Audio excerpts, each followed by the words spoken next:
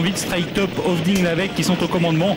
Et puis en troisième position, mais on retrouve pas très loin également Let's Go qui donc fait partie des concurrents les plus en vue.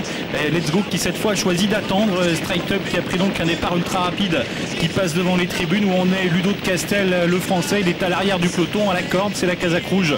Jos Verbeek va sans doute tenter de se frayer un chemin côté corde et pendant ce temps, eh bien l'allure est très soutenue. Strike Top est au commandement, un petit peu comme il l'avait fait dans le grand critérium de vitesse sur l'hippodrome d'Argentan la semaine dernière. Strike Top en tête, Hovding Lavec à ses côtés, Let's Go en troisième position. Ensuite, pas très loin, Ludo de Castel qui est à la corde et puis un concurrent qui va se porter en quatrième position tout près. Eh bien c'est le numéro 6, Frère Race, qui s'est positionné lui aussi dans le groupe de tête, alors qu'on l'a vu, bien Tiger Crown a été complètement éliminé, le favori sur faute tout à l'heure en début de parcours. Strike Top toujours au commandement, le pensionnaire de Stéphane Melander qui pour l'instant a les choses bien en main. Qui retrouve-t-on en deuxième position? Bien il a la corde, Let's Go, l'un des favoris. Puis il y a une grosse attaque maintenant d'un concurrent qui se rapproche très fort en dehors. De qui s'agit-il? Eh bien j'ai l'impression qu'il s'agit de Derrick Di Gesolo qui s'est rapproché.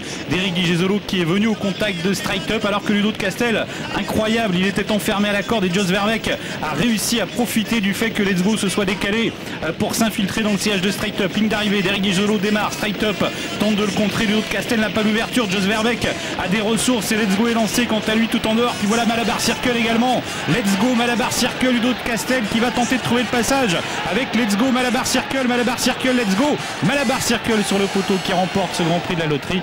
Let's Go est deuxième et le français Ludo de Castel qui prend la troisième place.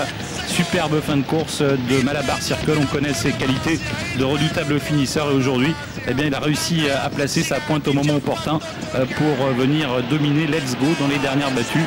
Let's Go qui donc prend l'avantage ici, on le voit au ralenti à environ 200 mètres du poteau, mais Malabar Circle est lancé à son extérieur pour finalement le dominer dans les dernières battues, alors que Ludo de Castel se classe quant à lui très bon troisième. Voilà le passage du but donc pour le numéro 4, Malabar Cycle As qui s'impose devant le numéro 1, c'est-à-dire Let's Go, et la troisième place pour le numéro 5, c'est-à-dire Ludo de Castel. C'est la troisième batterie qui donne les deux premiers de la course, Sébastien. Voilà, avec Andrea Guzzinati, driver attitré de Malabar Circle, qui a su préserver la pointe de vitesse de ce concurrent qui évoluait ici sur un parcours qu'il apprécie tout particulièrement.